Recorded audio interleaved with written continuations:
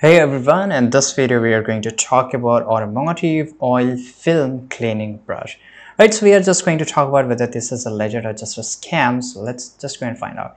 If it is available in Amazon, then automatically you can just consider this as a legit because of course you're going to get a delivery. And if this website or this product is fake, automatically you can just go and view from their reviews, right?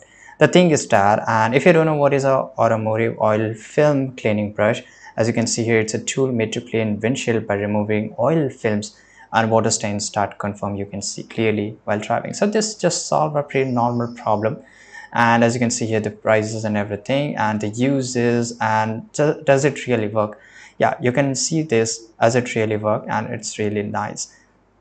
So is the automotive oil film cleaning brush legit? Yes, but make sure from wherever you're purchasing, make sure there should be a customer review, right? And there should be a clearly information. If you're just buying from Amazon, then make sure they have all this information here, right? For example, if I just go and buy this one, right? If I just go and select, as you can see here, this have a pretty good reviews and everything, and this 3.5, not bad, right? And you can just buy this product, you can just read it, right? So it's completely up to you. The product is nice, just make sure that you're buying from a good website.